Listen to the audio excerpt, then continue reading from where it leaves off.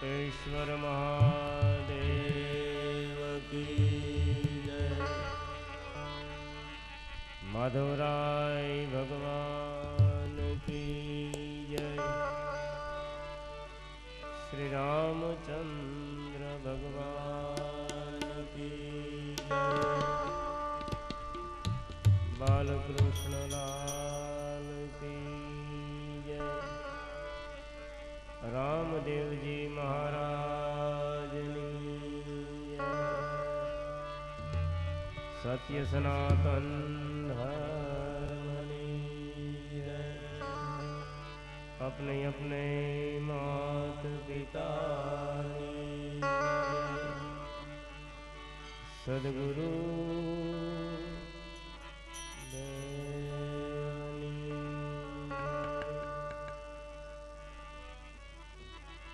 हर विघ्नेश्वराय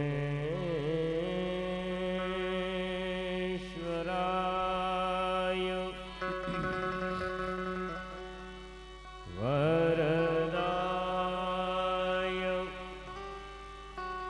सुरप्रियाय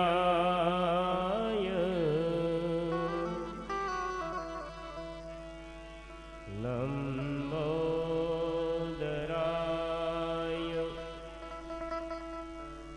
सकलाय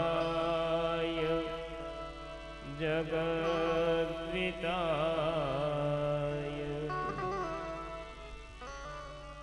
नागाननाय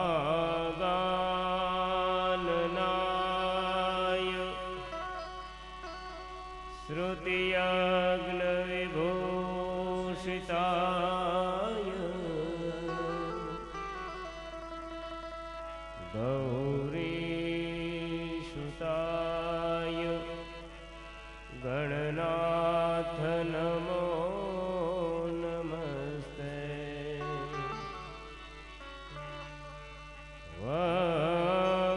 वक्रतुंड महाकाय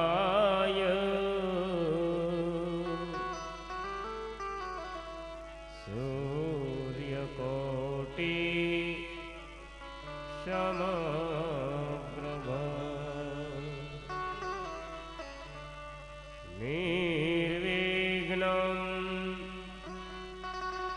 कुरु मे देवो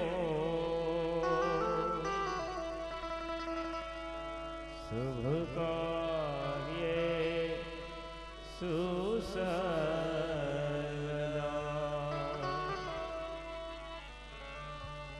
वन्दे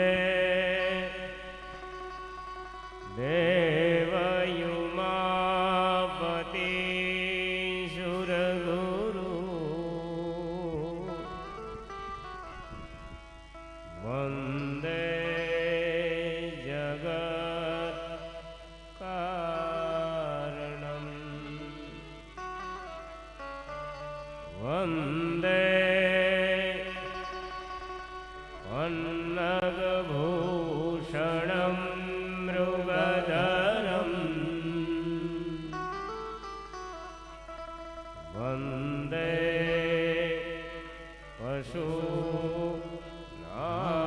पशूनापति वन्दे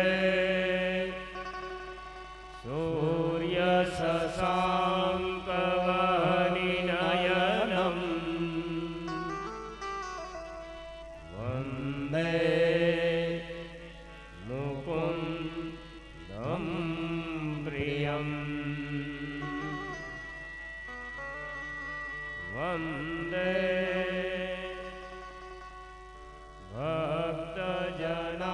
भक्तजनाश्रयं च वरदम् वन्दे शिवं शङ्करम्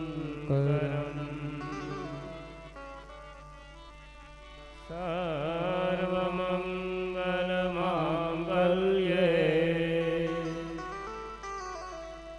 शिवे सर्वार्थ साधिके शरण्ये ત્રંબકે ગૌરી નારાયણી નમોસ્તુતે મનોજવમ ભારુતતુલ્યવેગમ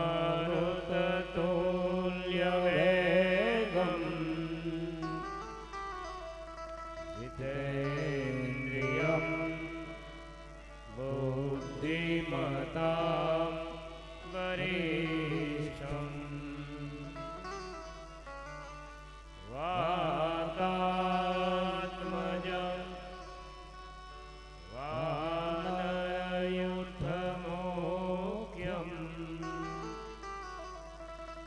श्रीरामदूतं चरणं प्रपद्ये लोकाभिराम रणरङ्गधीरं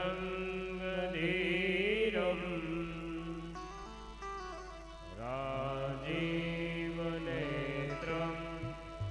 रघुवंशनाथम्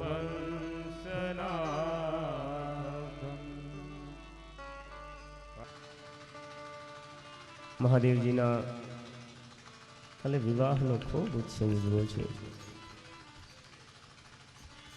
બ્રહ્માજી નારદને કહે છે કે હે નારદ, હે ભાગ્યશાળી,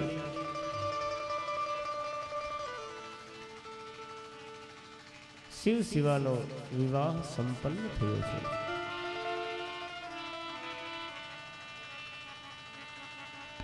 ગર્ગાચાર્યએ મહાદેવના શિવ અને શિવાના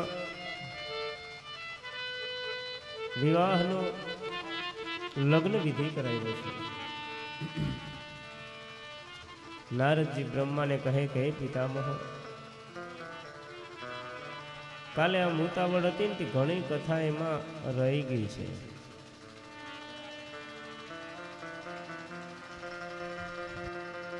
હે પિતામહ, જ્યારે ભગવાન શિવે પોતાનું ત્રીજું નેત્ર ખોલી અને જ્યારે કામને ભસ્મ કર્યો હતો,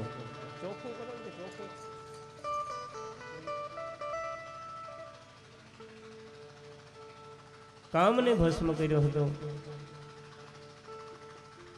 એ ભગવાન શિવના ત્રીજા નેત્રમાંથી જે અગ્નિ નીકળ્યો છે, એ કામને ભસ્મ કરીને પછી અગ્નિએ શું કર્યું હતું, ક્યાં સમાઈ ગયો?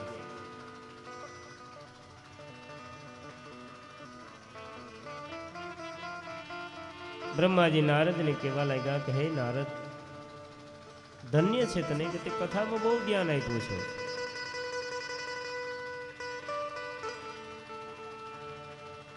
ભગવાન શિવના ત્રીજા નેત્રમાંથી જે અગ્નિ નીકળ્યો,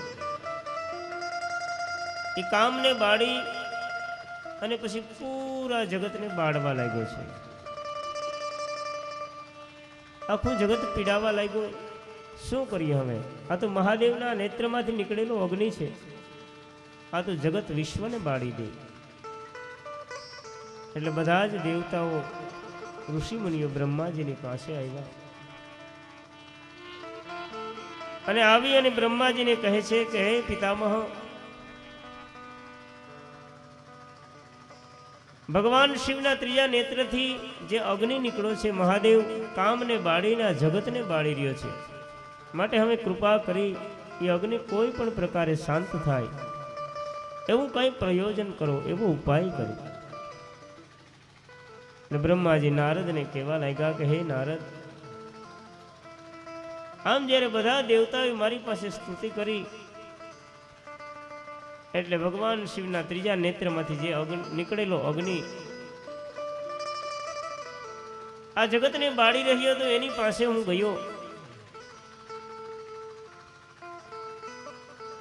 અને કહેવા લાગ્યો કે હે વડવાનલ, અન્ય રૂપ ધારણ કરી લીધું વડવાનલનું, આ જગતને બાળનાર, તું મારી સાથે ચાલ. હું તને કોઈ એવા સ્થાને લઈ જાઉં છું જે સ્થાને તું રહેજે. બ્રહ્માજી નારદને કહે કે હે નારદ, એ ત્રીજા નેત્રમાંથી નીકળેલા અગ્નિ વડવાનલ રૂપ ધારણ કરી મારી સાથે આવ્યો છે. બ્રહ્માજી કહે કે હું સમુદ્રના કિનારે ગયો.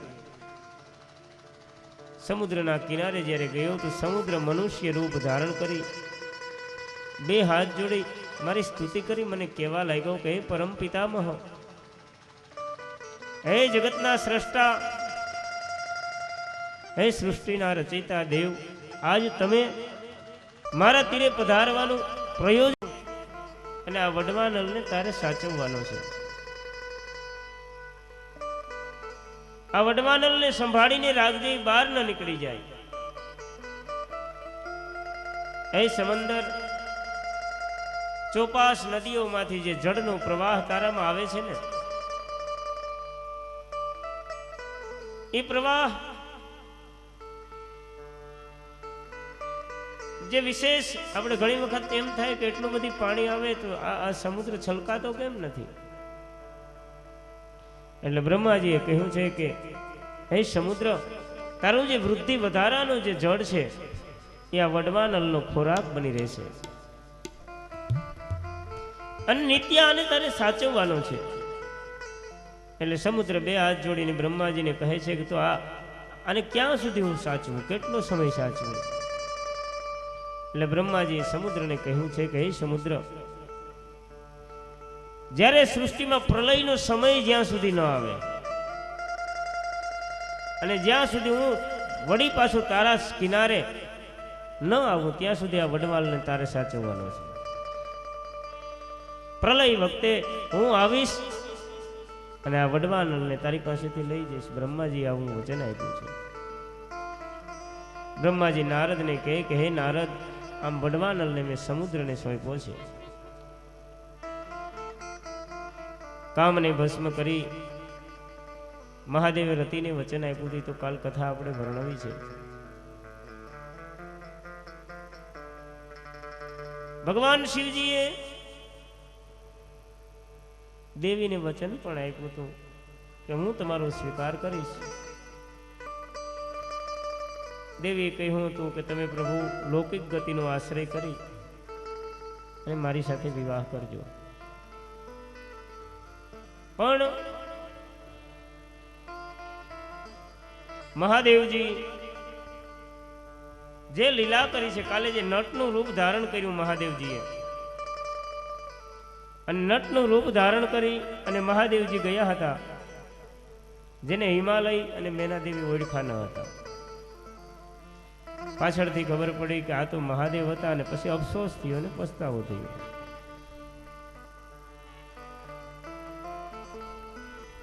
અને શિવ ઉપર અતિ પ્રેમ વધ્યો એટલે દેવતાઓને એમ થયું હતું કે જો આ પૂરા પ્રેમથી શિવને કન્યાદાન કરે તો આ મુક્તિ મેળવી લે. મુક્તિ મેળવી લે તો આ પૃથ્વી ઉપરથી રત્નોની ખાણ સમાન હિમગીરી મોક્ષને પામી જાય તો આ પૃથ્વી ઉપર રહી નહીં.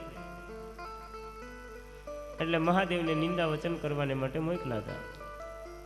અને મહાદેવે નિંદા વચન કહ્યા તો હિમાલયને મેનાદેવી બિલકુલ સાવ ના પાડવા લાગ્યું કે હવે અમારી દીકરી નથી પરણાવવી. આવી જ્યારે ઘટના ઘટી ત્યારે વડી પાછા સપ્ત ઋષિઓને મોકલા હતા. અને સપ્ત ઋષિઓને જ્યારે મોકલા ત્યારે સપ્ત ઋષિઓ હિમાલય અને મેનાદેવીને જ્યારે સમજા જાય તો મેનાદેવી તો કોપ ભવનમાં ચાલ્યા ગયા છે કે કોઈ કાળે શિવ સાથે મારે પુત્રી પરણાવી નથી.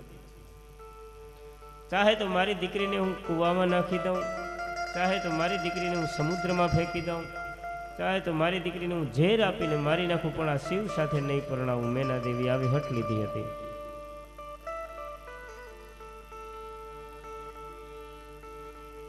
અને હઠ કરી મેનાદેવી જ્યારે કોપ ભવનમાં ગયા ત્યારે સપ્ત ઋષિઓની સ્ત્રીઓ સાથે હિમગીરીમાં આગમન થયું છે. હિમાલયે સ્વાગત કર્યું છે. કહ્યું મેનાદેવી ક્યાં છે? ખબર પડ્યા કોપ ભવનના છે સપ્ત ઋષિઓની સ્ત્રીઓ અરુંધતી સહિત એમ કહી કે મેનાદેવીની પાસે ગયા છે. ખૂબ સમજાવે કે તમારી જે પુત્રી છે એનો વિવાહ મહાદેવ સાથે ભાગ્યને આધીન છે, અને એ તો તમારી પુત્રીના એવા કોઈ સંસ્કાર, એવી તપસ્યા, એને કારણે મહાદેવ પ્રસન્ન થયા અને તારી પુત્રીનો હાથ માંગ્યો છે.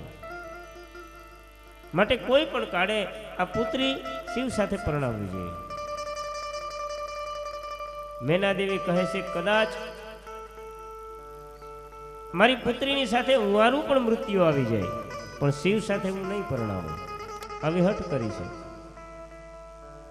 ત્યારે અરુંધતી અને સપ્ત ઋષિઓ મેના અને હિમાલયને કહે છે કે હે મહાત્મા, હે હિમાલય,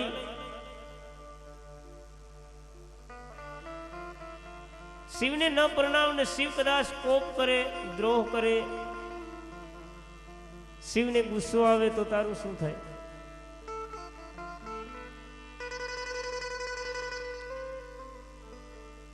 હે હિમાલય, એના વિશે હું તને એક પદ્મા અને પીપલાદના ઇતિહાસની વાત કહું છું.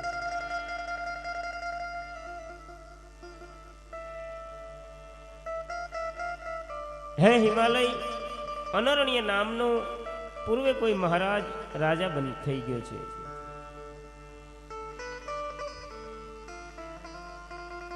આ અનરણ્ય રાજા એટલે સારી પૃથ્વીનો રાજા હતો, અને આ અનરણ્ય રાજાને એક પદ્મા નામની લાડકી દીકરી હતી. કોઈ સમયે મહાત્મા દધીચીના પુત્ર પીપલાદ મુનિ, આ પીપલાદ મુનિ વૃદ્ધ અવસ્થા હે પીપલાદ મુનિની, 90-100 વર્ષની અવસ્થા, મોટી ઉંમરના પીપલાદ મુનિ. અને આ પીપલાદ મુનિ કોઈ વખત સમાધિમાંથી જાગ્યા છે, તપસ્યામાંથી જાગ્યા છે, તો મહાત્માની નજર કોઈ ગંધર્વ એની પત્ની સાથે ક્રીડા કરી રહ્યો હતો. આ મહાત્મા પીપલાદે જોયું, પણ જે આ જોયું ને તો મહાત્મા પીપલાદના મનની અંદર કામ જાગ્યો છે, વાસનામાં કામ જાગ્યો છે. પીપલાદ મુનિ પણ વિચાર કરવા લાગ્યા કે હું કોઈ સ્ત્રીનો સ્વીકાર કરું, જેમ આ ગંધર્વ ક્રીડા કરે છે એમ હું પણ ક્રીડા કરું સ્ત્રી સાથે. આવી મનની ઈચ્છા થઈ. વૃદ્ધ અવસ્થા હે, અને માણસ ગમે એવડો વૃદ્ધ થઈ જાય પણ મન તો એને ઘટપણ નથી આવતું. એવી ઈચ્છા થઈ, અને કામને તો બસ ક્યાંક રહેવા માટે ઘર મળી જવું જોઈએ, અને એને ઘર મળી જાય એટલે પૂરા શરીરને ગમે ત્યાં લઈને જાય. પીપલાદ મુનિ એક દિવસ પુષ્પભદ્રા નદીને કિનારે સ્નાન સંધ્યા કરવા ગયા છે, અને સ્નાન સંધ્યા કરી અને જ્યાં પુષ્પભદ્રા નદીના કિનારેથી પીપલાદ ઋષિ ચાલ્યા આવે છે, એવા સમયે એણીએ કોઈ સ્વર્ગની અપ્સરાઓથી પણ સુંદર કોઈ નવયુવાન સ્ત્રીને જોઈ છે.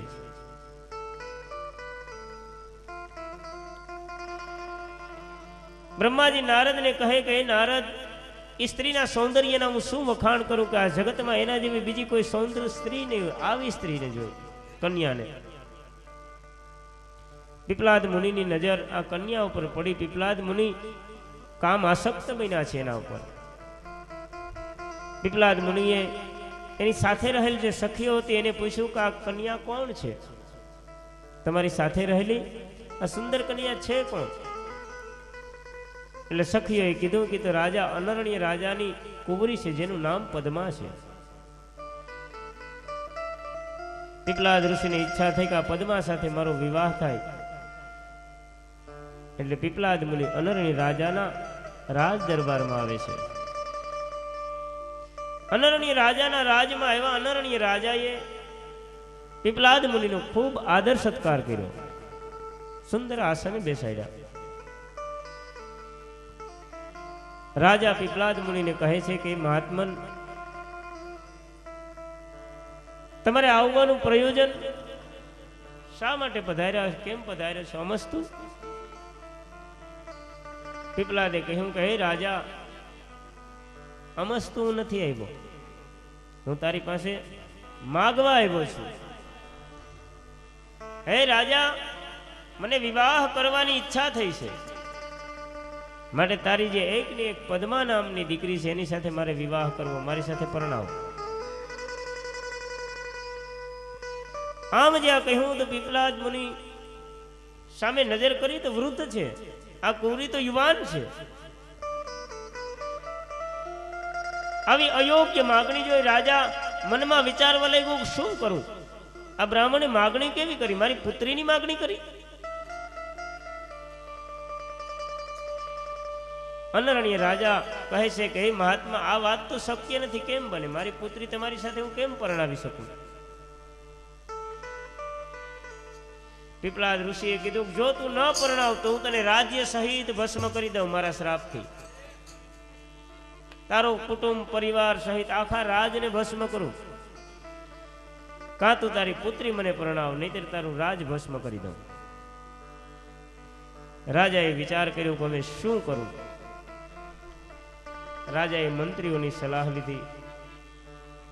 એના કુળ ગુરુ હતા એને બોલાવ્યા અને બધાની સલાહ લીધી કે મારે હવે નિર્ણય શું લેવો જોઈએ? મારી દીકરીના હિતનો લેવો જોઈએ કે મારા હિતનો લેવો જોઈએ? ત્યારે જે કુળ ગુરુ હતા એણીએ કહ્યું છે કે હે રાજા, એકનો ત્યાગ કરવાથી જો સર્વ બચી જતું હોય ને તો એકનો ત્યાગ કરી દેવાય. એકનો ત્યાગ કરવાથી જો સર્વ બચી જતું હોય, બધું બચી જતું હોય સઘળું, તો એકનો ત્યાગ કરવામાં કઈ વાંધો નહીં. આ એક વેદ વાક્ય છે, પુરાણ શાસ્ત્રનો મત છે એવો કે તમારી કોઈ એવી વાલી વસ્તુ હોય એનો ત્યાગ કરવાથી આખો ઘર પરિવાર બધા જો સુખી રહી શકતા હોય તો એ વસ્તુનો ત્યાગ કરી દેવો. માટે હે રાજા, તારી પુત્રી આ પીપલાદ ઋષિને તું પરણાવી દે, અને એમાંય કઈ વાંધો નહીં, કન્યાનું દાન કરવું ને એમાં બ્રાહ્મણનું શરીર છે, માટે તું પૂરા પ્રેમ અને ભાવથી આ તારી પુત્રી પીપલાદની સાથે પરણાવી દે. અનરણ્ય રાજાએ બધાની વાતનો સ્વીકાર કર્યો છે. પુત્રીને પૂછ્યું, હે બેટા, પીપલાદ સાથે તને પરણાવું છું. પુત્રીએ કહ્યું કે હે પિતાજી, જે મારા ભાગ્યમાં લખેલું હોય એ જ મને પતિ તરીકે મળવાનો છે. બહુ સંસ્કારી દીકરી હતી પદ્મા. સપ્ત ઋષિઓ હિમાલયને કહે છે કે હે હિમાલય, આ અનરણ્ય રાજા તો તારા કરતા મોટો રાજા હતો, અને એવું વૃદ્ધ શરીર હતું, એ છતાંય પીપલાદની સાથે દીકરી પરણાવી દે તો શિવ તો એના કરતા હાથ દરજે હારા છે, તારે દીકરીને પરણાવી દેવાય.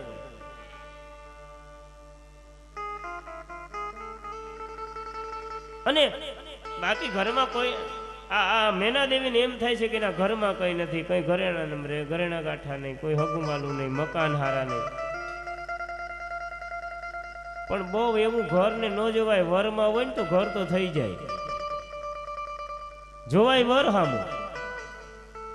એમાં જો હોશિયારી હોય તો બધું જ થઈ જાય. મેના દેવી કહે છે, મેના દેવીને આ સપ્ત ઋષિઓની સ્ત્રીઓ કહે છે કે આ પીપલાદ ઋષિની સાથે પદ્માને પરણાવી, યુવાન સ્ત્રીને. પણ પદ્માની પતિવ્રતા ભક્તિને કારણે સનત કુમારોએ અશ્વિની કુમારોએ એમ કહે કે આ પીપલાદ ઋષિને પછી યુવાન બનાવી દીધા હતા. નવ યૌવન પ્રાપ્ત થઈ ગયું હતું. અને આ પદ્માની પરીક્ષા કરવા તો કોઈ સમયે ધર્મરાજા આવ્યો હતો કે આ પદ્મા આવી સાત્વિક અને સતી સ્ત્રી છે. ખેર, એ કથા તરફ આપણે નથી જવું. આપણે તો ત્યાં સુધી જ હિમાલયને સમજાવવાનું છે કે અનરણ્ય રાજાએ દીકરીને જો પરણાવી દીધી હોય, તારી દીકરી શિવ સાથે દેવામાં કઈ વાંધો નહીં, તારી દીકરી શિવ સાથે પરણાવવી જોઈએ. અને અંતે સપ્ત ઋષિઓનું કહેવું માની અને હિમાલય એમ કહે કે પાર્વતીને પરણાવવાને માટે તૈયાર થયો છે.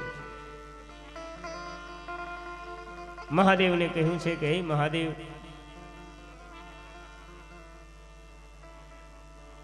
તમે જાન લઈ અને આવો.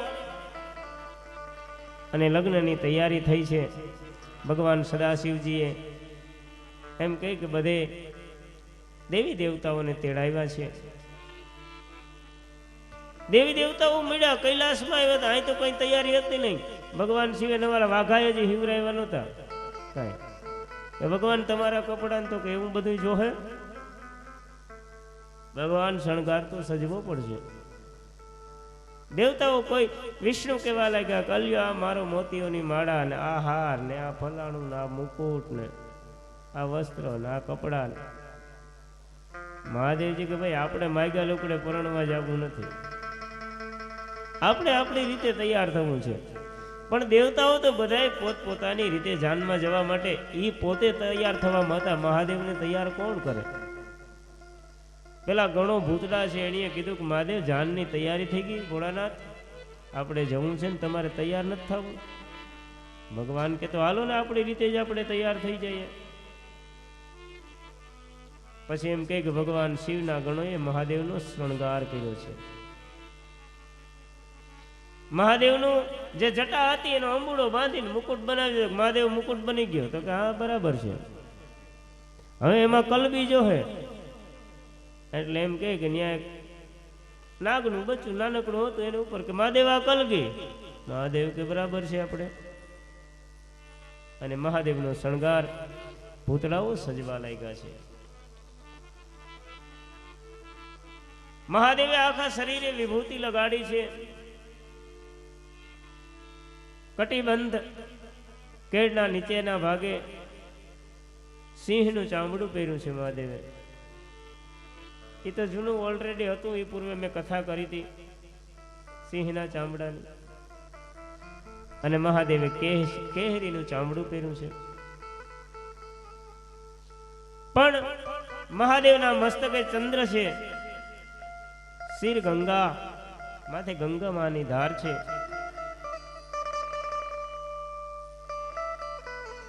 એમ કહે કે બાજુબંધે પણ નાગના ઝુમખા કર્યા છે, બેરખા કર્યા છે.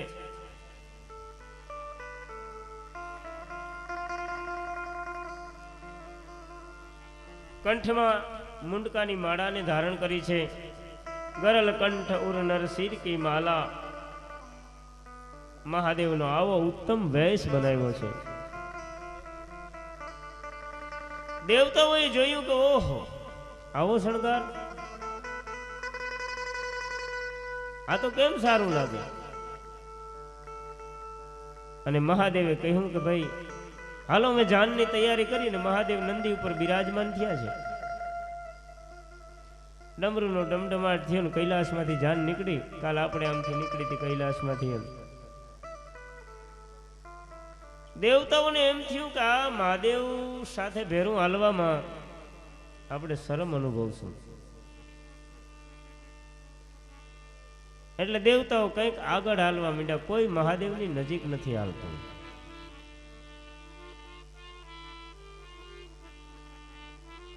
બધા અલગ પડી ગયો, સમાજ અલગ પડી ગયો. દેવતાઓનો સમાજ એને મહાદેવ વેરી શરમ લાગે છે હાલવામાં. એટલે મહાદેવે કીધું તો આ બધા આપણા ભેરા નથી હાલતા તો કેમ? આપણે તો આમ એકલા એકલા બે ગણ ને આમ જાન આમ થોડી હોય. મહાદેવ પોતાના ગણે કીધું કે આપણા સમાજને તેડાવી લ્યો, ભૂત ગણોને. અને એમ કહે કે ભૈરી નાગ, શંખ નાગ, સિંગી નાદ કર્યા છે. અને ઠેર ઠેર સ્મશાનોમાંથી ભૂતડાઓ જાગ્યા છે. કોઈ શીશ વિનાના, કોઈ શીશવાળા, કોઈ વધારે હાથવાળા, કોઈ વધારે શીશવાળા, કોઈ અતિ દુર્બળ તો કોઈ અતિ જાડા. આવા કોઈ વિકરાળ, કોઈ એવા મુખવાળા, વિકરાળ મુખવાળા ભૂતનો સમુદાય આવ્યો બધો. મહાદેવ કે હવે બરોબર, આપણે જો એટલા થઈ ગયા. લાખો કરોડોની સંખ્યામાં ભૂત ગણો આવ્યા. દેવતાઓને એમ થયું કે હવે તો જેવો વરાજો તો એવી જાને થઈ ગઈ. હવે તો હાવ બિલકુલ ભેરું ન હલાય. અને દેવતાઓનો સમૂહ એમ કહે કે આગળ વ્યો છે કે આપણે પેલા વયા જઈએ ક્યાં. મહાદેવ પછી જેમ એને જાન લઈને પહોંચવું હોય એમ પહોંચી જાય. અને મહાદેવજી નંદી ઉપર બિરાજમાન થયા છે. પણ કેમ થયા? પાછળ જોયું છે ભગવાન બેઠા નંદી ઉપર. કોઈએ કીધું કે ભગવાન આ મવડા કેમ? ભગવાન કે આ અમારા દેખાતા નથી જાનિયા મને. આમ જોઈને બેહું તો મારા જાનૈયા દેખાય નહીં મને. અને પરમ તત્વ એને જ કહેવાય કે જેની એના આશ્રિત ઉપર કાયમી નજર રહે. સદગુરુ એને કહેવાય કે જે એનો આશ્રિત છે એના ઉપર એની કાયમી દ્રષ્ટિ રહે. મોટો માણસ એને કહેવાય કાયમ નાના માણસ ઉપર એની નજર રહેવી જોઈએ. આ મોટો માણસ એના લક્ષણો છે. અને બીજું સંતોએ ખૂબ નંદી ઉપર ભગવાન અવડા બેઠા છે ને એમ કહી કે એના વિશે ખૂબ કહ્યું છે કે ભાઈ મહાદેવ અવડું બેહવાનું કારણ તો કે નંદી છે ધર્મનું અસવારી છે, ધર્મરૂપ છે. અને જેની ધર્મ ઉપર અસવારી થઈ જાય ને એની દિશા પછી બદલાઈ જાય. હવની દિશા હોય એવી દિશા પછી એની ન હોય, એની દિશા કંઈક વિશેષ હોય, અલગતા હોય છે. અને મહાદેવ પોતાના સમાજ સાથે નીકળ્યો છે. બ્રહ્માજી નારદને કહે કે નારદ આ બાજુ દક્ષ પ્રજા હિમાલયે આ મહાદેવને જાનૈયાઓ સમાજને મહેમાનોને સાચવવા માટે થઈ એમ કહે કે અનેક જાતના પકવાનોના ઢગલા કરાવ્યા છે. હિમાલયે 10,000 યોજનમાં તો મંડપ નખાવ્યા છે આ જાનને બેસાડવા માટે થઈ, મહેમાનોને બેસાડવા માટે થઈ. કેટલા? 10,000 યોજન એટલે 40,000 ગાવ થયા. એટલા માંડવા નાખ્યા. અને એ તો આપણે જ્યારે હિમાલયની ભૂમિમાં જઈએ ને ત્યારે ખબર પડે કે 40,000 નહીં, આ તો 80,000 ગાવમાં નાખે તોય નખાય. હિમાલય કઈ નાનો છે કેટલા દેશોમાં. અને એવડી વ્યવસ્થા જોઈએ પણ એને. એનું કારણ કે એને ત્યાં મહેમાન જ એવા હોય. એક તો એના 100 દીકરા, એ બધા પાછા પર્વતો, એક એક પર્વત કેવડો હોય વિચાર તો કરો. એ પાછા બધા આવે સગા વાલા. બહુ વિશાળ વ્યવસ્થા કરવી પડે ને કરી હતી હિમાલય. દેવતાઓનો સમૂહ મહાદેવની જાનની આગળ આગળ આવી ગયો હતો. ગામના નગરના માણસો જાન જોવાને માટે ભેરા થઈ ગયા હતા ત્યાં. બાળકો, વૃંદો. ઓહો, આમ વિષ્ણુને પ્રથમ જોયા ને તો એમ થયું કે ભગવાન આવી ગયા, વરરાજા આવી ગયા. એટલે કોઈએ વિષ્ણુને પૂછ્યું તમે વરરાજા છો? વિષ્ણુ કે હું વરરાજો નથી ભાઈ, હું તો જાનૈયો છું. ઓહો હો, જાનૈયા આવા રૂપાડા, વરરાજો કેવો હોય છે? વિષ્ણુ ભગવાન કે આવે પછી જોઈ લેજો તમે.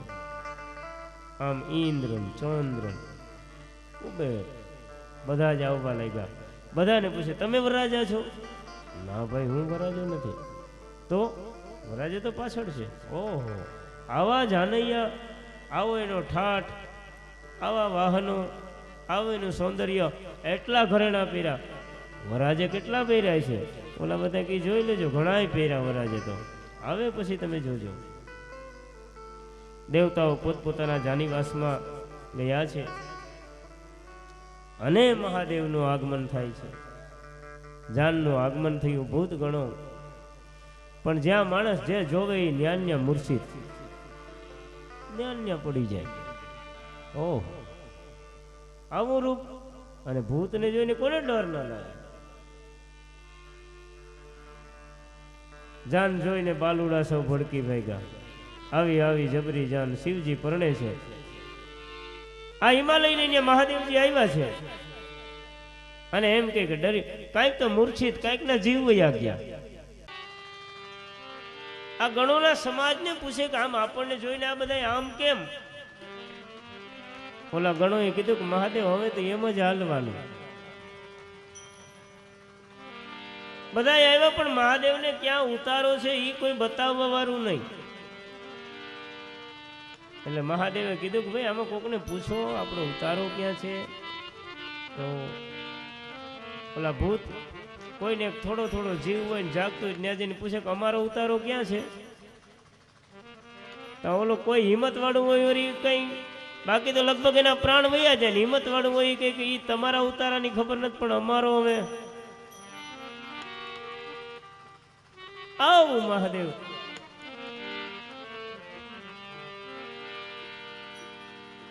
ઓલા ભૂતડાએ કીધું કે હવે આપણને કોઈ બતાવશે નહીં, આપણી રીતે આપણે કંઈક ગોઠવી લઈએ, ઉતારાને ગોઠવી લઈએ. મહાદેવ આવે છે. મેના દેવી એમ કે અટારી ઉપર ચડ્યા છે જાનને જોવા માટે થઈ. મહાદેવ આંગણે આવી ઊભા છે, પોખવાની વાટ જોઈ છે. મેનાદેવી અટારી ઉપરથી જોયું કે હું મારા જમાઈનું રૂપ તો જોઈ લઉં, મારી દીકરી એટલી તપસ્યા કરી હતી, કેવા હશે. પણ જ્યાં મહાદેવને જોયા ને તો મેનાદેવી મૂર્છિત થઈ ગયા. કરે રે મારી દીકરીનું આવું દુર્ભાગ્ય, આવો વર એને પ્રાપ્ત થયો. થોડી વારે મૂર્છામાંથી જાગ્યા છે. મેનાદેવી કહે કે મારી દીકરીને લઈ અને મારે કદાચ સમુદ્રમાં પડી જવું પડે, હું હવે આ મહાદેવ સાથે પરણાવીશ નહીં, મારે આની સાથે દીકરી નથી પરણાવી. આવો મારી દીકરીનો વર હોય. ક્યાં મારી દીકરી એમ કહે કે મોતી અને આ કાચ, આનો કેમ સંગમ થઈ શકે? આનો સંગમ ક્યારેય ન થાય. કેમ પરણાવું મારી દીકરીને? અને મેનાદેવી કહે છે કે હું નહીં પરણાવું. મેનાદેવી તો નારદને ગાળો દેવા માંડ્યા. કરે રે નઠારા, નારદનું અમે શું બગાડ્યું? અમને આવો જમાઈ સીંધો, એની અમારું ભાગ્ય, અમે શું બગાડ્યું હતું? મારી દીકરીનું આવું સાસરું, મારી દીકરીને આવો વર બતાવ્યો. અરે નારદે આ જગતમાં બધાને છેતરવાનું કામ કર્યું, અમને છેતરા છે, આમ કહે છે મેનાદેવી. બ્રહ્માજી સમજાવવા જાય, હિમાલય જાય છે, હિમાલયનું પણ અપમાન દેવી કરે છે કે હું નહીં પરણાવું, તમારા કહેવાથી હું નહીં પરણાવું, હું વિષ ખાઈ જઈશ, ઝેર ખાઈ જઈશ, મારી દીકરીને પણ ઝેર ખવડાવી દઈશ, પણ આ શિવ સાથે નહીં પરણાવું. કોલાહલ થવા લાગ્યો. બધાને ખબર પડી કે શું છે. અને લીલા તોરણ જાન ઉભી હોય ને એમ કે મારે હવે નથી પરણાવી તો શું થાય? અને એ મહાદેવને પાછા વાળવા લીલા તોરણ વરાજાને અંદરો અંદર ચર્ચાઓ થવા લાગી છે. અને એમ કહે કે શોર બકોર થવા લાગ્યો છે. અને કોઈએ નારદને આવીને કીધું કે નારદજી, મેનાદેવી આવું બધું કહે છે કે મારી દીકરી નથી પરણાવી. અને નારદજી મેનાદેવીની પાસે આવે છે. મેનાદેવી પાસે આવે. મેનાદેવી નારદને કહે કે અરે રે મુનિવર, અમે તમારું શું બગાડ્યું હતું જેથી કરીને મારી દીકરીને આવો વર? અને નારદ મેનાદેવીને સમજાવે છે કે દેવી, તમે સમજતા નથી આમાં. અને આ કોણ સમજાવી શકે? એક સદગુરુ જ સમજાવી શકે, બીજાનું કામ નહીં. દેવી, તમે જેને તમારી પુત્રી માનો છો ને એ જગતની માં છે, તમે ઓળખતા નથી. નારદ કહે છે જેને તમારી દીકરી માનો ને એ જગતની માં છે. આ તો લીલાને માટે થઈ હે દેવી તમારે ત્યાં જન્મ ધારણ કર્યો છે. હે દેવી, પૂર્વે દક્ષની પુત્રી એ શિવની જ પ્રિયા હતા, અને જન્મે જન્મે શિવની જ પ્રિયા થાય, એની જ અર્ધાંગીની છે. મેના દેવી કે એમાં મને કઈ ખબર ન પડે, હું દીકરી નહીં પરણાવું. અને નારદ મુનિ કહે છે કે હે દેવી, થોડી વાર તમે આંખો બંધ કરો, હું તમને તમારા પૂર્વ જન્મમાં લઈ જાઉં છું. હે દેવી, દિવસને યાદ કરો, પૂર્વની કથાને યાદ કરો, તમારા જીવનને યાદ કરો. તમે કોણ હતા, કોની પુત્રી હતા, અને કયા કારણે તમે હિમાલયની પત્ની બન્યા, કયા કારણે તમારે ત્યાં પાર્વતીએ જન્મ ધારણ કર્યો ને, આ વાતને યાદ કરો. અને પરમ સદગુરુ હોય ને એ માણસ જ્યારે એનો માર્ગ ભૂલે ને તો એ કે તું કોણ, તું કેનો દીકરો, તું ક્યાંથી આવ્યો, ક્યાં જવાનો, શું કરે, તારું કર્મ શું, તારું કર્તવ્ય, ફરજ, નિષ્ઠા આ બધું છે હું, આ સદગુરુ સમજાવી શકે. નારદ મુનિ મેનાને કહે છે કે હે મેના, તમારો પૂર્વ જન્મને યાદ કરો, તમે પિતૃઓની કન્યા હતા. હા, કોઈ સમયે શ્વેતદીપ વિષ્ણુલોકમાં ગયા હતા. હા, વિષ્ણુલોકમાં તમે સનકાદિકોથી તમે શ્રાપ પામ્યા. હા, શ્રાપ પામ્યા, મનુષ્યની સ્ત્રી થવાનું. અને જ્યારે તમે વિનંતી કરી ત્યારે સનકાદિકોએ શું કહ્યું હતું? હે દેવી, મેના દેવી, કે તમે હિમાલયની પત્ની બનશો ને તમારે ત્યાં પાર્વતી જન્મ લેશે, આ કહ્યું હતું? હા, કહ્યું હતું. તો દેવી હવે શા માટે આ બધું તમારો ખોટું, તમે જે વિષાદ, જે દુઃખ છે તમને, શા માટે? અને મેના દેવીને સમજાઈ ગઈ વાત. આ તો શિવા તો શિવની અર્ધાંગીની છે, પાર્વતી શિવ પ્રિયા છે. આ તો માતા મારીને પુત્રી તરીકે જન્મી છે. મેના દેવીને વાત સમજાણી અને મેના દેવી એમ કહે કે મહાદેવને પોખવા આવે છે. આમનામ 1 મહિનાનો સમય વયો ગયો હતો. મહાદેવ આંગણે ઊભા હતા એટલે તો આપણે કમૂરતામાં એમ કે 1 મહિનો કંઈ કરીએ નહીં. મહિના રખમાન મહાદેવજી ને પોખવા માટે આવે છે. અને સંત રામાયણની અંદર સંતો એમ કહ્યું છે, આપણે શિવ મહાપુરાણની અંદર એવું વર્ણન છે કે દેવી અટારી ઉપરથી મહાદેવને જોઈ અને મૂર્છિત થઈ ગયા. પણ બીજા કોઈ પુરાણોમાં એવો ઉલ્લેખ છે કે જ્યારે દેવી મહાદેવજીને પોખડું કરવા માટે થઈને આરતી ઉતારવા આવ્યા ને ત્યાં દેવી મૂર્છિત થઈ ગયા છે. મહાદેવનું આવું રૂપ જોઈ અને દેવી મૂર્છિત થઈ ગયા. પણ સંતોનો ખૂબ અભિપ્રાય એવો છે, મંતવ્ય એવું છે કે મેના દેવી મહાદેવનું આવું ભયંકર રૂપ જોઈને મૂર્છિત નથી થયા,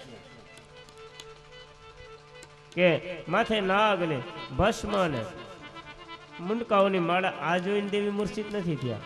સંતો એમ કહે છે તો કે દેવીએ જઈએ ભગવાન શિવના મસ્તક ઉપર ચંદ્રને જોયો ને તો એ દેવીને એમ થયું કે જેના મસ્તકે ચંદ્ર બિરાજતો એને હું આ દીવડાની આરતી હું ઉતારું, અને દેવી મૂર્છિત થઈ ગયા હતા. શું એને દીવડા બતાવું? આ તો કોઈ પરમ તત્વ છે. દેવી મૂર્છિત થયા અને વિષ્ણુ બ્રહ્મા આદિએ સ્તુતિ કરી કે હે મહાદેવ, દેવીનો મોહ ટળે, તમારા ઉપર પ્રેમ જાગે, હે મહાદેવ તમારું સુંદર રૂપ ધારણ કરો. અને પછી એમ કહે છે કે મહાદેવજીએ સૌમ્ય રૂપને ધારણ કર્યું છે, જે સ્ત્રીઓના મનને હરનારું છે.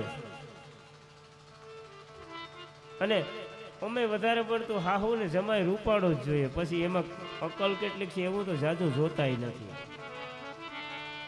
બસ ઠીક મારો જમાય એ બહુ રૂપાળા જોતા નહીં, એના ગુણો જોજો. રૂપાળો તો ઘણા હોય એની ખબર છે બધાને.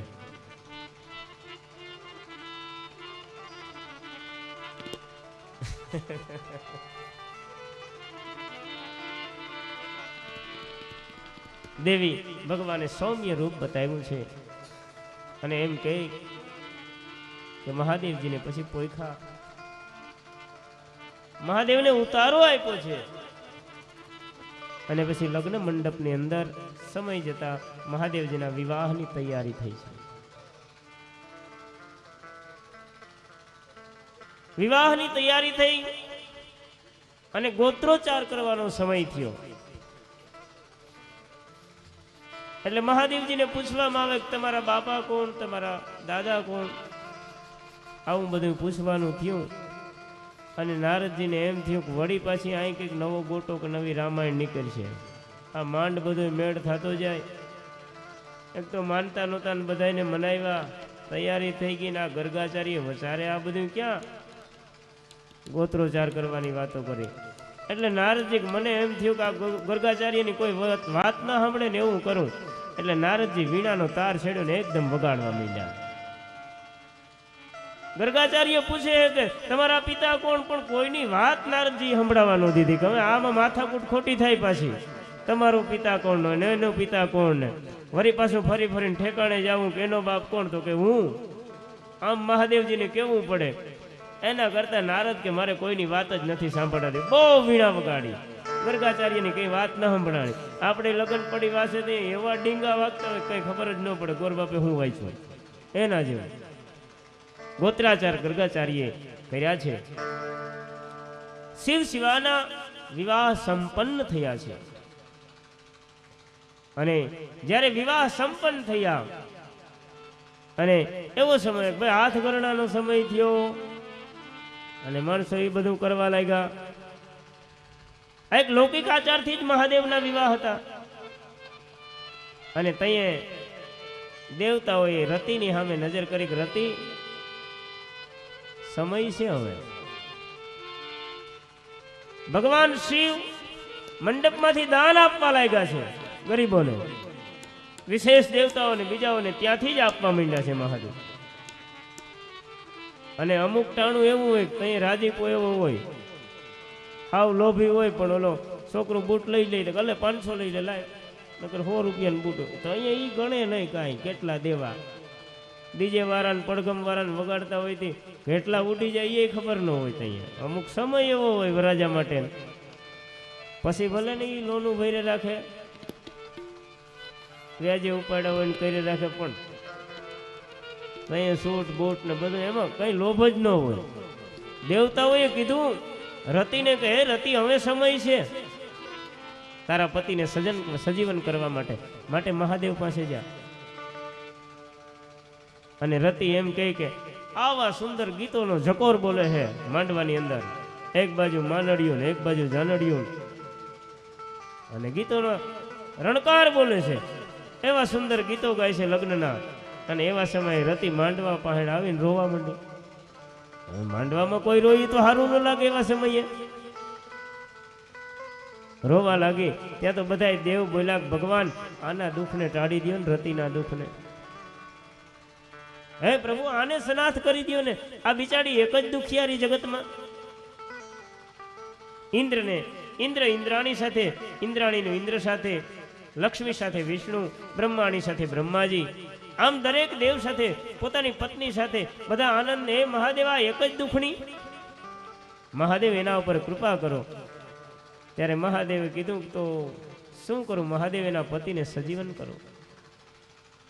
ત્યાં તો દેવતાએ કીધું ભગવાન એની પાસે એની રાખે છે થોડીક બાંધેલી, જે પાલવને છેડે રાખ બંધવી હતી કામદેવને જ્યારે ભસ્મ કર્યો ત્યારે એ મહાદેવની આગળ ધરી છે. અને મહાદેવ તો મરેલાને મૃત્યુ સંજીવીની.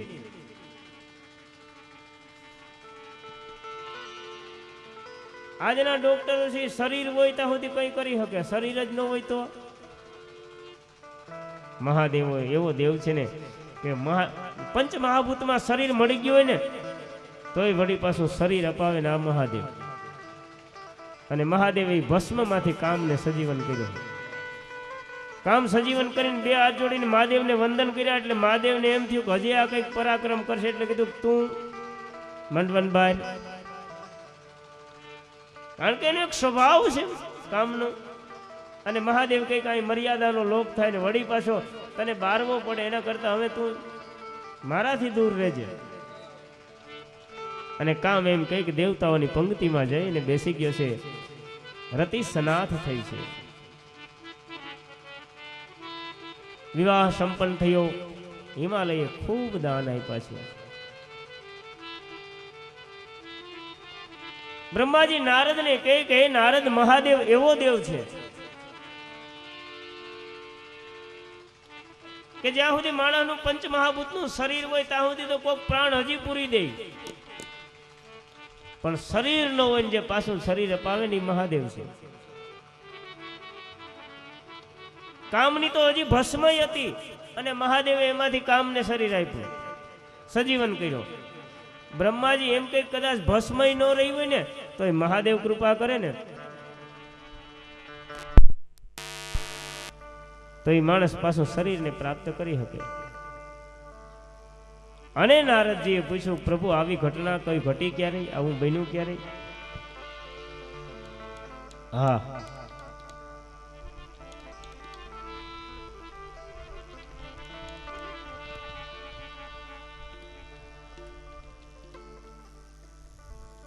બ્રહ્માજી નારદને કહે કે હે નારદ, પૂર્વે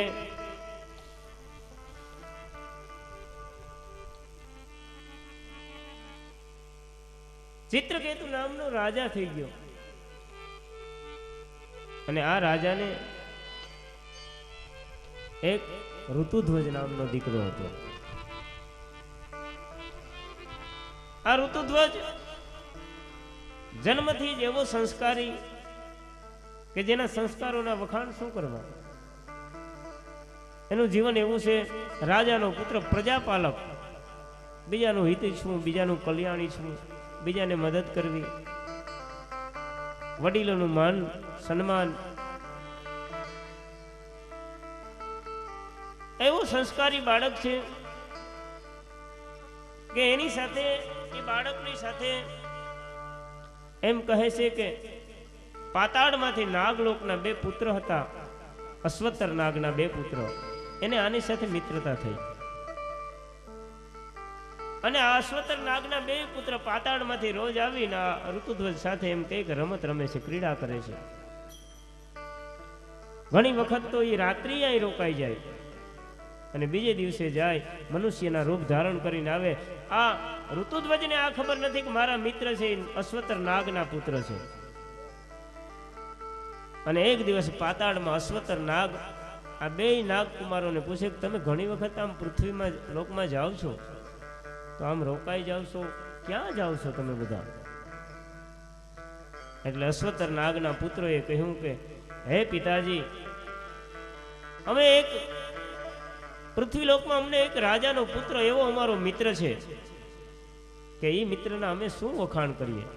આ જગતમાં એના સમાન બીજો કોઈ જોતો ન હોય. એનું વિવેક, ગુણ, એનું કર્તવ્ય, કર્મ, અને અમને એવો મિત્ર મળ્યો તો અમે આ મિત્રતાના સંબંધથી અમને એને ન મળીએ તો અમને કઈ શાંતિ ન મળે. એક વખત અમારે એનું મોઢું જોવું પડે, આવી અમારી ગાઢ મિત્રતા છે. એની સાથે અમને એવો પ્રેમ છે ને એટલે અમે જઈએ છીએ. અને ઘણી વખત અમને ત્યાં રોકી દે અને પોતાનું પરાયું કઈ ન ગણે, આ જે કઈ સર્વસ્વ છે એ તમારું છે, આમ કહી અને અમને મિત્રતાની સાથે.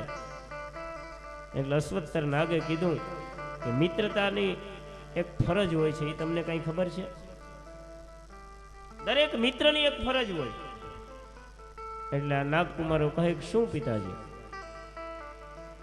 એટલે અશ્વત્થર નાગે કહ્યું છે કે દરેક મિત્રને એક ફરજ હોય કે મિત્રને કંઈક આપવું જોઈએ. મિત્રને આપવું જોઈએ. મિત્ર પાસેથી લેવાનો ક્યારેય ભાવ નહીં રાખવાનો, આપવાનો ભાવ રાખવાનો, દેવું જોઈએ. મારા મિત્રને મારે મદદ, મારે કંઈક દેવું. એટલે અશ્વત્થર નાગે આમ કહ્યું એટલે 2 આ નાગકુમારે કીધું પણ પિતાજી, મારા મિત્રને કાંઈ ઘટતું નથી અને જે ઘટે એ અમે આપી શકીએ એમ નથી. એ તો કોણ આપી શકે કે મહાદેવની જો કૃપા થાય તો આપી શકે, બાકી કોઈ એને જે એને ઘટે છે એ કોઈ ન આપી શકે. એટલે અશ્વત્થર નાગે કહ્યું કે આ જગતમાં એવું કઈ થોડું હોય કોઈ ન આપી શકે. હે પિતાજી, મારા મિત્રને ધન ધાન્ય કોઈ જાતનું કાંઈ વસ્તુ ઘટતી નથી. ઐશ્વર્ય બધું જ છે. એના પિતા સમર્થ રાજા છે અને વિવેક, ગુણ, શીલ બધું એનામાં છે. આ કાંઈ વસ્તુ ઘટતી નથી. એક વસ્તુ ઘટે એ અમે નથી આપી શકીએ. અશ્વત્થર નાગ એના પુત્રોને પૂછે કે એને ઘટે શું એ મને કહે.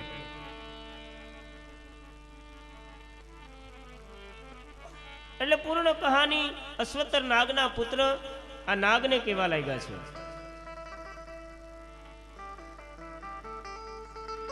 કે કોઈ સમયે આ રાજાના રાજ્યમાં ગાલવ નામનો એક બ્રાહ્મણ આવ્યો છે. અને ગાલવ નામનો બ્રાહ્મણ આવી રાજાને કહ્યું કે હે રાજા, આ તારો જે પુત્ર છે ને ઋતુધ્વજ, એને હું એક યજ્ઞ કરું છું ને આ યજ્ઞની અંદર પાતાળ લોકનો કોઈ દૈત્ય આવી મારા યજ્ઞને સફળ નથી થવા દેતો, વિધ્વંસ કરે છે. માટે રક્ષણ માટે, સાધુ સંતોના રક્ષણ માટે તારા પુત્રને તું આપ. ગાલવ ઋષિએ એટલી બધી તપસ્યા કરી કે તપસ્યાના કારણે આકાશ લોકમાંથી એક એને અશ્વ મળ્યો હતો, ઘોડો. જે ઘોડાની ગતિ એવી કે ગમે ત્યાં એ ઘોડો જઈ શકે, આકાશમાં જઈ શકે, પાતાળમાં જઈ શકે, પર્વતોને વીંધીને નીકળી શકે અને મનની ગતિથી ચાલનારો ઘોડો હતો. આ ઘોડો લઈને ગાલવ ઋષિ આવ્યા છે કે તારા પુત્રને મારી રક્ષા કરવા માટે, સાધુ સંતોની ઋષિઓની રક્ષા કરવા માટે મોકલ. આ ઘોડો હું એને આપું છું, ઘોડા ઉપર બેસી અને એ સંતોનું રક્ષણ કરે. પણ આ રાજા પ્રજાપાલક હતો, ધર્મને માનનારો હતો. ધર્મની રક્ષા કરવી એક ક્ષત્રિયનું કર્મ છે. એટલા માટે થઈને ઋતુધ્વજના પિતાએ કહ્યું કાંઈ વાંધો નહીં, મારો પુત્ર આપું છું. ઋતુધ્વજને આજ્ઞા કરી કે સંતોનું રક્ષા કરો, એના યજ્ઞને પરિપૂર્ણ કરાવો તમે. પિતાની આજ્ઞા મળતા ઋતુધ્વજ તૈયાર થયો છે, ગાલવની સાથે આવે છે.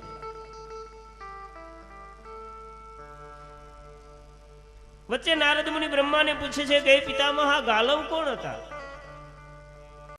એની જરી પરિચય કરાવજો કે જેણીએ એવી તપસ્યા કરીને આકાશમાં એથી એક એવો અશ્વ મગાવ્યો. આ ઋષિ ગાલવ કોણ હતા? કોના પુત્ર હતા? બ્રહ્માજી નારદને કહે કથામાં કથા લઈ કહી દઉં. બીજું હે નારદ,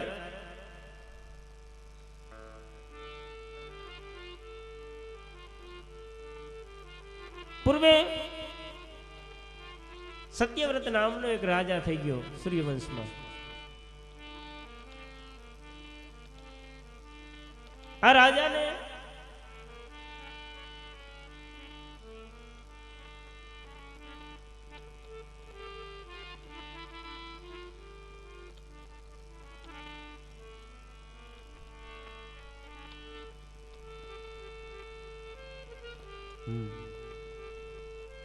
અયોધ્યાના રાજવીના પુત્ર સત્યવ્રત એની કોઈ વખતે એવું કર્મ કર્યું છે કે બીજી કોઈ નીચ વર્ણની જે કન્યા હતી એનું અપહરણ કર્યું, અને જેથી કરી અને પિતા રાજની અંદર ધાવી કે તમારા પુત્રએ આવું કુકર્મ કર્યું છે, અમારી પુત્રીનું અપહરણ કર્યું. એટલે રાજાને એમ થયું કે જેનો રાજાનો જ દીકરો જો આવું કરે તો આ પ્રજા પછી શું ન કરે. એટલે રાજાએ એમ કહે કે એનો બહિષ્કાર પુત્રનો કર્યો અને કીધું આજથી તું ચાંડાળની વસ્તીમાં જઈને રહેવા લાગ્યો. અને આ સત્યવ્રત એમ કહે કે ચાંડાળની વસ્તીમાં ગયો અને ત્યાં રહેવા લાગ્યો. પછી તો જેવા સાથે તેવા જેની સાથે રહી એવા થઈ જાય. ચાંડાળોની વસ્તીમાં માંસ ખાવા લાગ્યો, પશુનું મારવા લાગ્યો, પશુ ભક્ષણ કરવા લાગ્યો, આવું બધું કરવા લાગ્યો છે. એમ કહે છે કે કોઈ સમયે આ અયોધ્યા નગરીમાં જ રાજાના પુત્રએ આવું કર્મ કર્યું ને એના કારણે 12 વર્ષનો દુષ્કાળ પડ્યો. કોઈ વ્યક્તિની કોઈની પુત્રીનું હરણ કર્યું એના પાપને લીધે રાજાના દીકરાએ આવું કર્મ કર્યું એટલે 12 વર્ષનો દુષ્કાળ પડ્યો. અને જે 12 વર્ષનો દુષ્કાળ પડ્યો તો એવા સમયે પછી કોઈ પાસે કાંઈ ખાવાનું નથી રહ્યું. આજે રાજા હતો એ રાજા પણ વનમાં ચાલ્યો ગયો હતો. આ સત્યવ્રત એક વખત અયોધ્યાની નગરીમાંથી આમ નીકળે છે તો કોઈ બ્રાહ્મણની સ્ત્રી પોતાના પુત્રને ગળે બાંધીને વેચવા માટે ઊભી હતી કે મારા પુત્રને વેચી અને બીજા જે સંતાનો છે એટલું જેટલાથી ભરણ પોષણ થયું એટલા માટે એક પુત્રને ગળે બાંધીને વેચવા ઊભી હતી. આ સત્યવ્રત ચાંડાળની વસ્તુમાં રહેતો પણ અંતે તો ક્ષત્રિયનો દીકરો હતો. પ્રજા ઉપર એને એક પ્રેમ હોય છે, એનાથી એક આવું કર્મ થઈ ગયું એને કારણે એને બહિષ્કાર કર્યો અને ચાંડાળોની વસ્તીમાં રહેવા વહી ગયો હતો.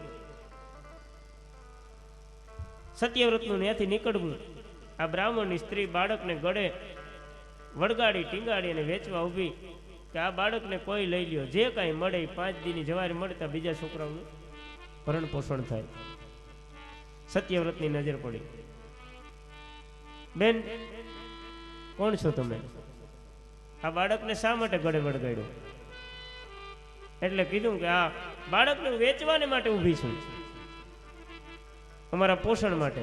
સત્યવ્રતે કીધું કે જ્યાં સુધી વરસાદ ન થાય ત્યાં સુધી તમારા ઘરનું ભરણ પોષણ કરવાની મારી જવાબદારી, અને ગળેથી છોડી મૂક. અને બાળકને ગળેથી છોડાવ્યો એટલે એનું નામ ગાલવ પડ્યું. અને કોણ હતો બાળક? મહાત્મા વિશ્વામિત્રનો પુત્ર હતો. વિશ્વામિત્રની પત્ની બાળકને ગળે બાંધીને ઊભી હતી ત્યાં વેચવા માટે. અને વિશ્વામિત્ર મુનિ હતા ને 12 વર્ષનો દુષ્કાળ પડ્યો એ સમયે પશ્ચિમ સમુદ્રના કિનારે તપસ્યા કરવા ગયા હતા. વિશ્વામિત્ર મુનિ ઘેર હાજર હતા નહીં, ઘેર કોઈ લઈ આવે એવું તો હોવું જોઈએ ને, એટલે બાળકને વેચવા માટે થઈને વિશ્વામિત્રની પત્ની ઊભી હતી. એટલે સત્યવ્રતે કીધું કે મારી જવાબદારી, જ્યાં સુધી વૃષ્ટિ ન થાય ત્યાં સુધી આને ખવડાવું, તમારા ઘરનું ભરણ પોષણ કરવું, જવાબદારી મારી. અને સત્યવ્રત પછી એમ કહે કે રોજ આવી અને એની કુટિયા પાછળ પાસે કાંઈ ને કાંઈ ધન ધાન્ય છે એ નાખી જાય અને આનો નિર્વાહ હાલે. પણ અતિ ભયંકર એવા દુષ્કાળને કારણે પછી ક્યાંય ધાન્ય રહ્યું નથી. પછી શું કર્યું તો કે સત્યવ્રત તો માંસ ભક્ષી હતો જ, પછી એમ કે પશુઓ મારી અને વિશ્વામિત્રની ઝૂંપડીએ નાખી જાય અને વિશ્વામિત્રની પત્નીને એના સંતાનો પછી પશુઓનું માંસ ભક્ષીને પણ દિવસ વિતાવે છે. સમય જતા ક્યાંય પશુ નથી મળતું અને આણીએ જે એક સત્ય વ્રત લીધું છે કે ભાઈ આનું પોષણ કરીશ, અને એક સમય આવ્યો ક્યાંય પશુ નથી મળતું અને એમ કે ગુરુ વશિષ્ઠની ગાય ઉપર નજર પડી, છેલ્લી ગાય રહી અને વશિષ્ઠની ગાયને મારી. વશિષ્ઠની ગાયને મારીને આ વિશ્વામિત્રના ઘર આગળ નાખી.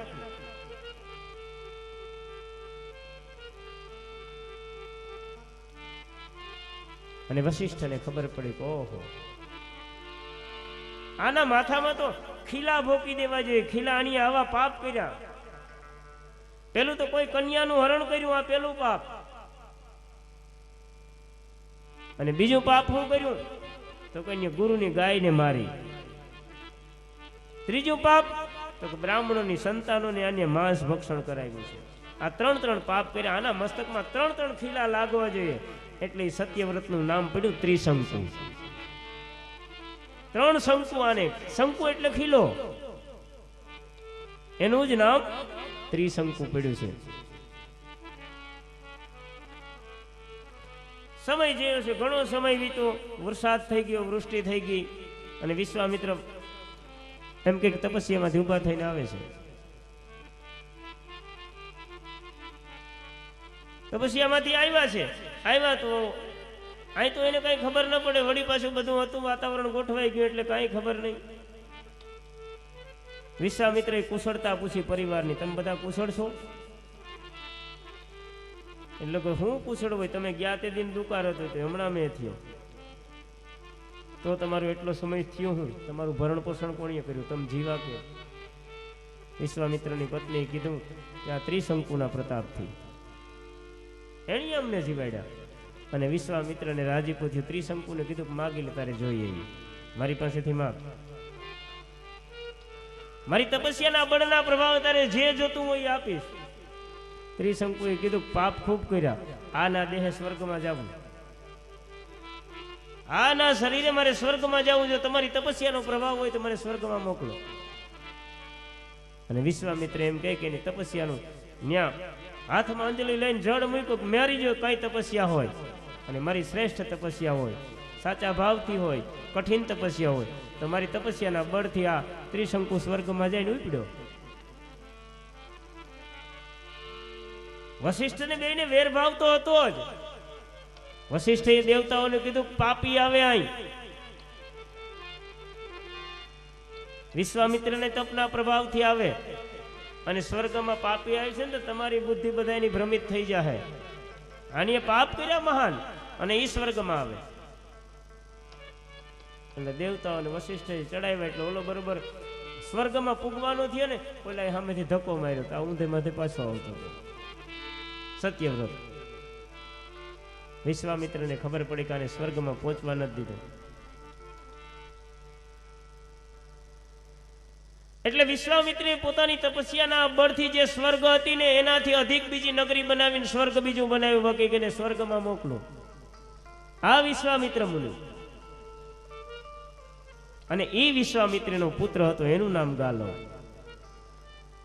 આ ગાલવ ઋષિ ઋતુધ્વજને ઘોડો લઈ, ઘોડો સોંપ્યો છે અને પોતાનો આશ્રમ બતાવ્યો કે આ આશ્રમનું તારે રક્ષણ કરવાનું છે.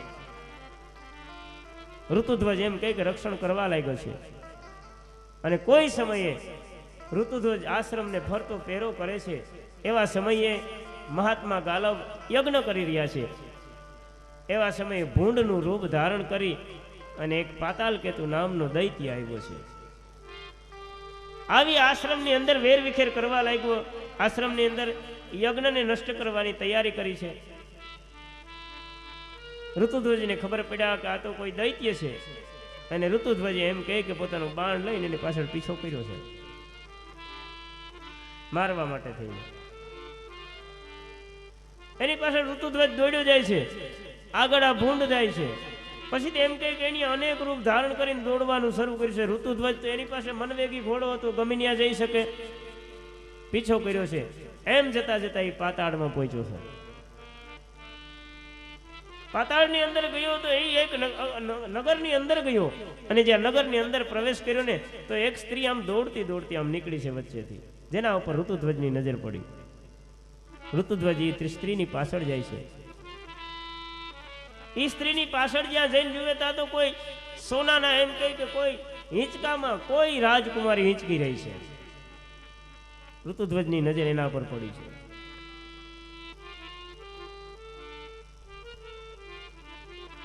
ઋતુધ્વજ પૂછે તમે કોઈ દેવાંગના, કોઈ દેવી, કોઈ અપ્સરા, તમે કોણ છો? એટલે ઋતુધ્વજને પેલી જે સ્ત્રી હતી, સુંદર સ્ત્રી કન્યા હતી ને, કહેવા લાગી હું કોઈ દેવાંગના નથી, હું તો ગંધર્વની પુત્રી છું, ગંધર્વની પુત્રી છું, મણિમય એમની પુત્રી છું.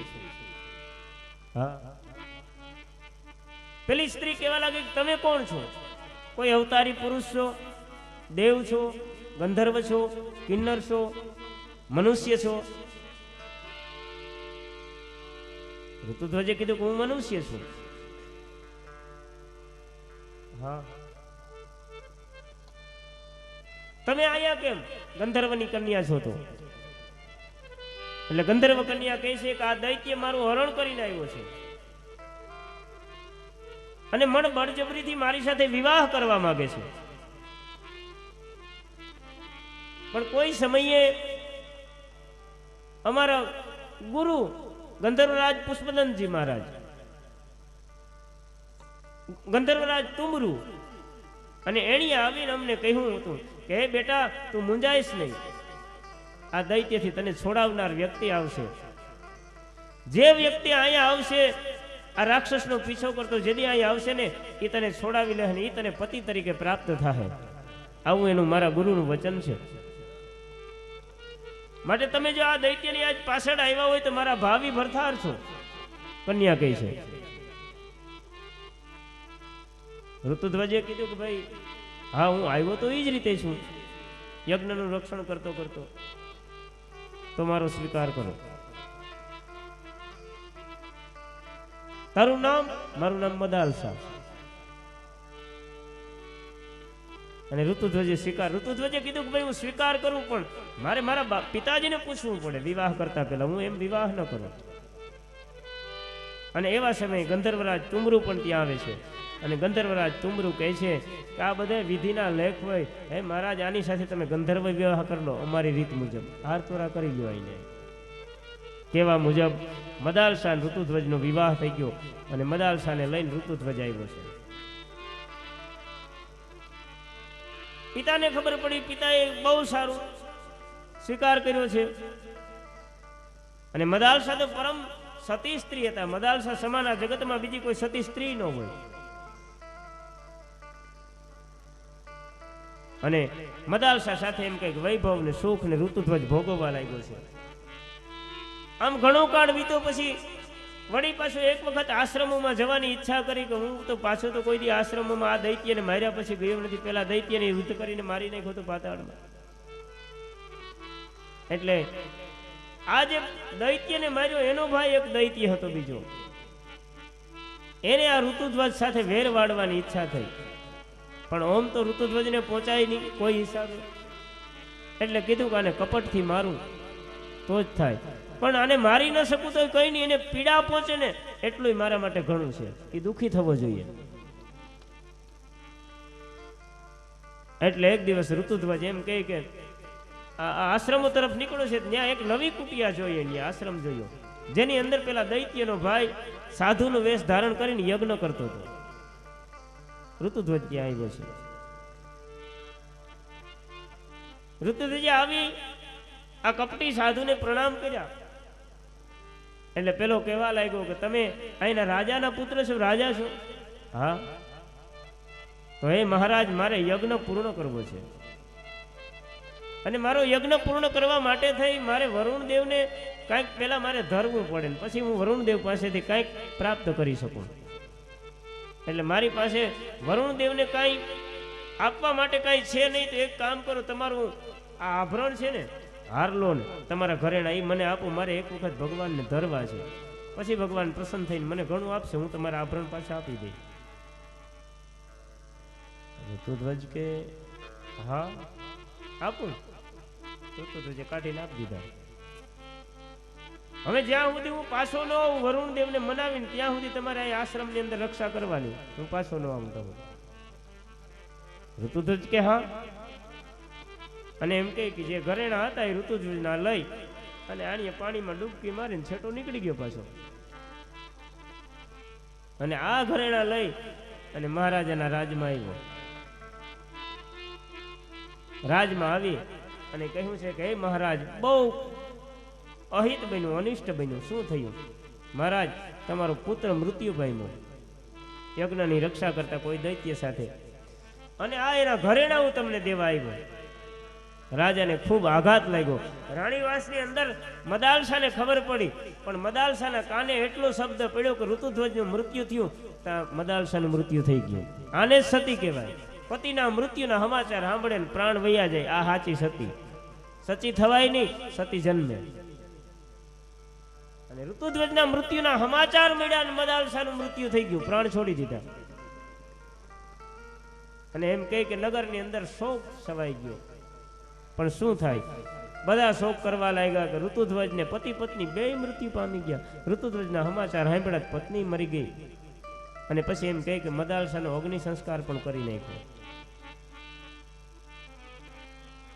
અને આ પછી અગ્નિ સંસ્કાર થઈ ગયો. અને પાછો આવીને ઋતુધ્વજને કીધું કે અલ્યો તમારા ઘરેણા, મારું કામ થઈ ગયું.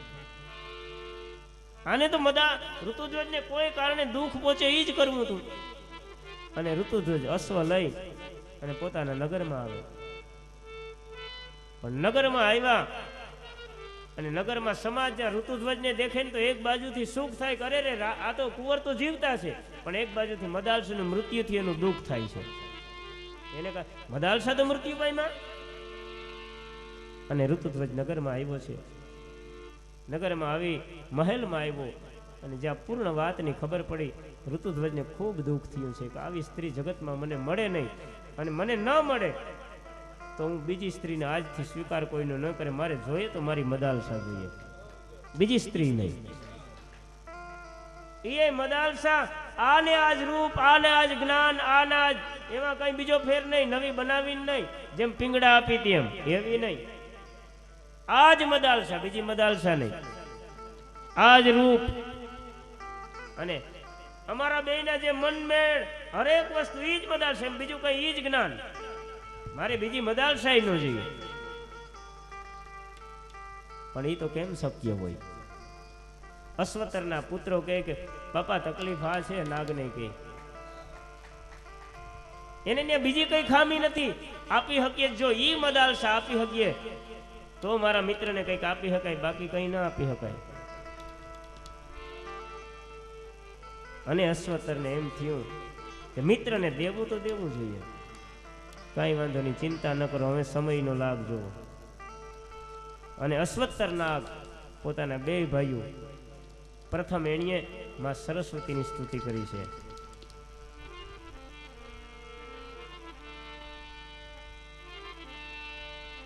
માં સરસ્વતીની આરાધના કરી અને માં સરસ્વતી પ્રસન્ન થયા. અને અશ્વતર નાગને કહે છે કે વરદાન માગો, હું તમને શું આપું? અશ્વતર નાગે માગ્યું, પેલા અમને હે માં જો પ્રસન્ન થયા હોય તો રાગનું જ્ઞાન આપો. ઈ જ્ઞાન પ્રાપ્ત કરી અને અમારે મહાદેવના ગુણાનુવાદ ગાવા છે, અને એ રાગથી મહાદેવને પ્રસન્ન કરવા.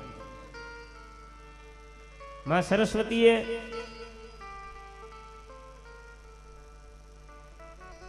એમ કહે કે રાગનું જ્ઞાન સંપૂર્ણપણે અશ્વતર નાગને આપ્યું છે.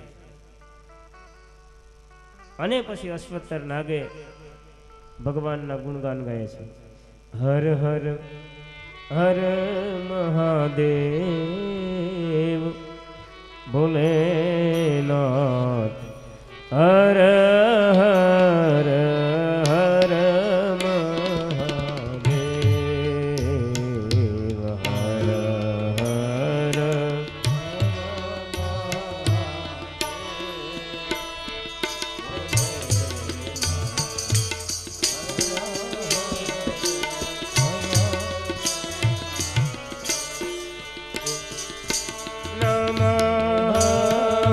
શિવાય ઓમ નમઃ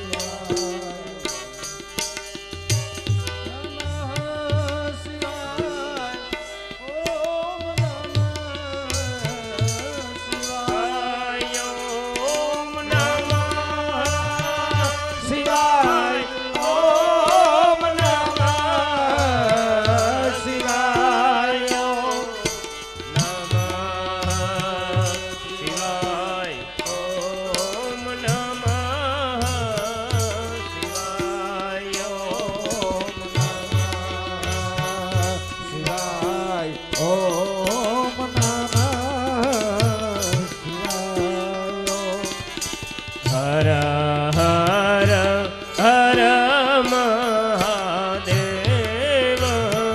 ભોલેનાથ હર હર હર મહાદેવ મના બાપુ અહીંયા આવતા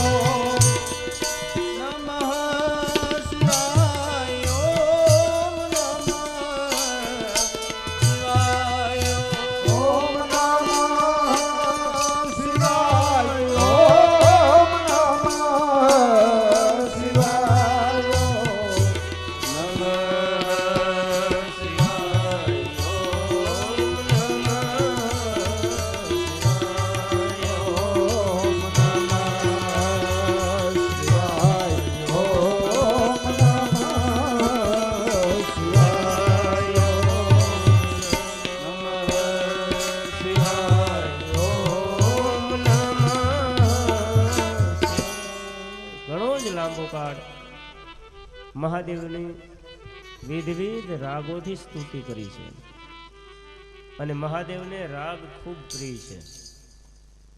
મહાદેવ સંગીતનો દેવ છે. બીજા ઘણા દેવ બસુરા છે.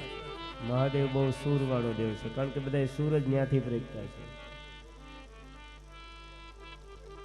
મહાદેવ અશ્વતર નાગ ઉપર પ્રસન્ન થાય છે અને અશ્વતર નાગને કહે છે કે હે નાગ, માગ શું જોઈએ?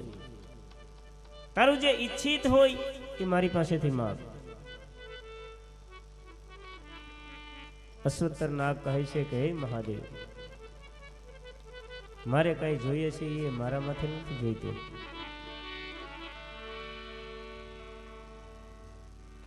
જેમ જોઈતું એમ તારે જોઈતું હોય તે માગ.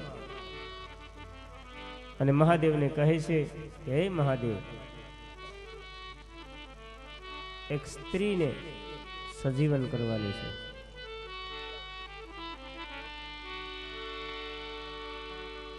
મહાદેવ કે તથાસ્તુ, કરી દઉં. એમ નહીં મહાદેવ, એનું શરીર પંચમહાભૂતમાં વિલીન થઈ ગયું. શરીર નથી, હવે અગ્નિ સંસ્કાર થઈ ગયો એનો. પૃથ્વીમાં પૃથ્વી તત્વ, જળમાં જળ તત્વ, વાયુમાં વાયુ, તેજમાં તેજ, આકાશમાં આકાશ, બધું સમાઈ ગયું છે. કાંઈ છે નહીં, શરીર જ નથી અને જીવંત કરવું. મહાદેવ કે અઘરો કેસ આવ્યો, કાંઈ વાંધો નહીં. કોણ? હે મહાદેવ, ઋતુધ્વજ નામના કુંવરની પત્ની, જેનું નામ મદાલસા હતું, ગંધર્વની પત્ની દીકરી હતી, એને સજીવન કરવી. અને ઈ જ મદાલસા, ઈ જ રૂપ, ઈ જ બીજી નહીં, બનાવટી નહીં, ઈ જ મદાલસા પાછી જોઈએ છે. મહાદેવે કહ્યું કાંઈ વાંધો નહીં. હે અશ્વત્થર, હું તને એક વિધિ કહું છું, આ વિધિ તું ઘરે જઈને કર, તને મદાલસા મળી જાય મારા વચનથી. શું? તું 3 પિંડ બનાવજે. ઈ 3 પિંડ છે, ઈ 3 પિંડ માંથી જે વચ્ચેનો પિંડ છે ને, ઈ તું ખાઈ જાજે.